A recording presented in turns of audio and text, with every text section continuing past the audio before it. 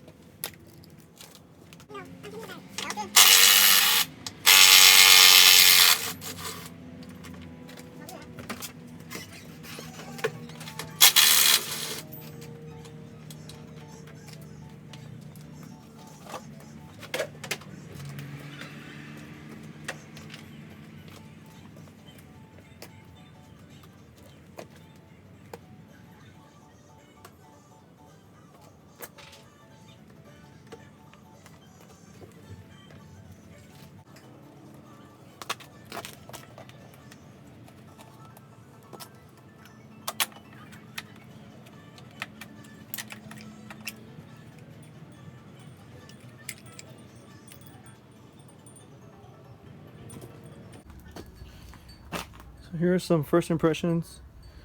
It's a King carb, which is a stock, really good, made in Japan. So you know, I am familiar with these carburetors. I'm gonna go ahead and clean it up, and as you can tell, it is just absolutely filthy. So I'm gonna go ahead and clean this carburetor up, taking off these 4 screws. I'm gonna blow out the jets as well. But overall, it's not too bad inside, but I could definitely tell inside's gonna be pretty bad. This bike hasn't been started in 8 months. Let's go ahead and do that now. Okay, so what I like to do when I clean a carburetor is have a rag like this, so in case any of the needles do fall out, I could see them easily. To begin, just take off these 4 on the bottom. Some of them do look pretty stripped. Let's go ahead and see which one fits better.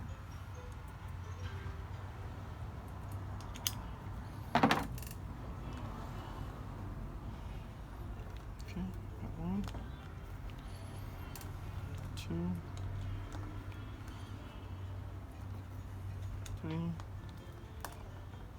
4.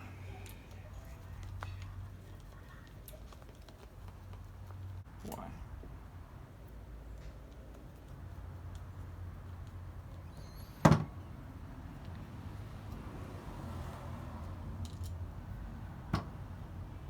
So let's take a look at the bowl. Okay, there's some dirt in here, so it does definitely need a clean. Let's take a look at the jets. This plastic comes right off, like so. Just gotta remember it goes back in. Put that aside. It's gonna be an 8. Oh, normally is an 8.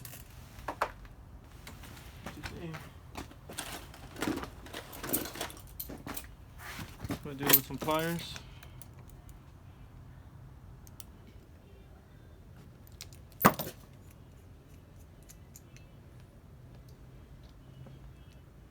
And that one's cleared. That one's actually clear. So let's take that. This is the main jet. And now we're gonna do the pilot jet.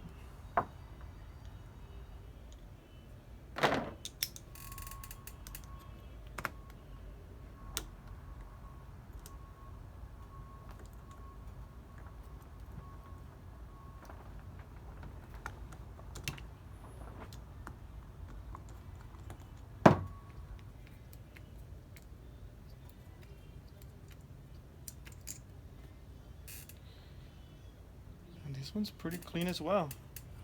I tried kicking the bike over where I was at. It didn't want to start.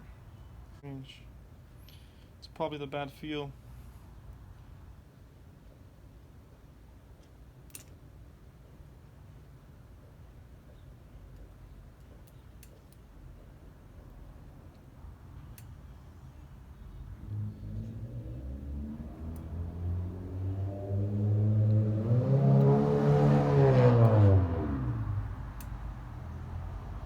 Looks pretty good.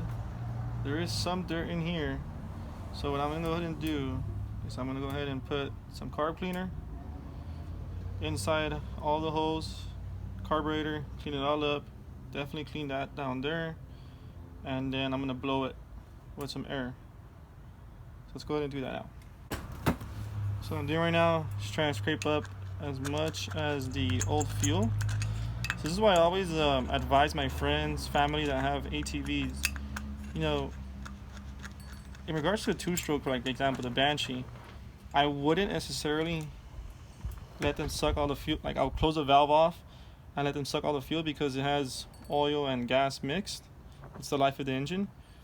But in four strokes, I would advise that before you turn your bike off, let it turn off by itself and then store it like that. And with these bikes, it's a lot of maintenance. You know, every 2 or 3 months, I would, you know, at least every 2 or 3 months, if you can, monthly, just turn the bikes on, let them warm up for about 5 minutes, and let the fuel cycle and the coolant, if it has coolant as well, cycle throughout the engine. So it just keeps it, you know, up to date. So when you go riding, nothing bad happens. This bike has been sitting for 8 months. And this carburetor is dirty. It's not the worst I've seen. So let's go ahead and continue.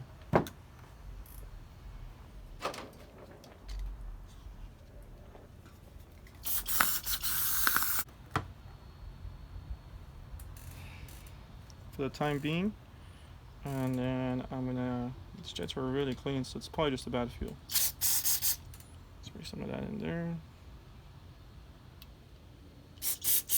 Yeah, these jets are super clean. Now in regards to the actual carb, I'm gonna clean it all out.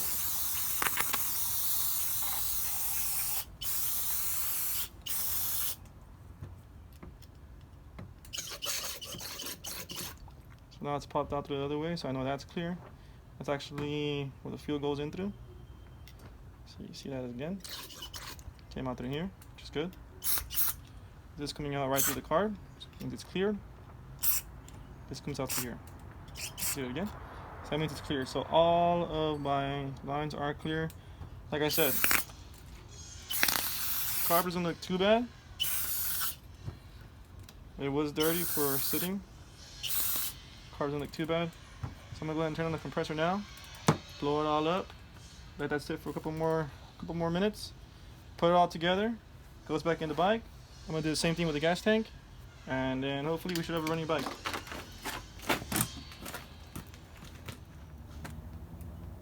Gotta be gentle.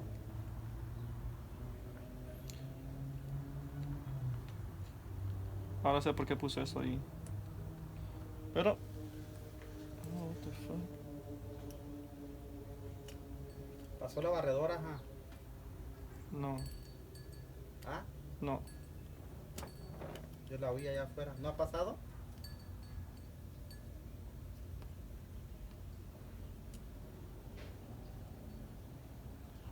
¿Este Jeep tiene mucho de ese? ¿Mucha qué va? Power. No, pero ahorita. ¿O compresión? Presión. Fuck yeah. Me voy a poner mi bota ahorita.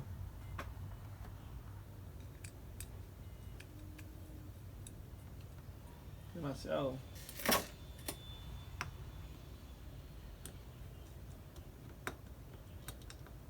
Y la moto que diste, ¿cuál era? ¿Cuál? La que diste al otro chaval, ¿qué moto era?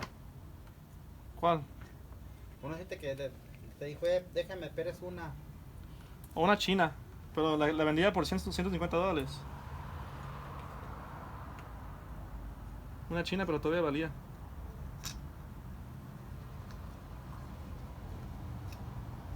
Era un paisa.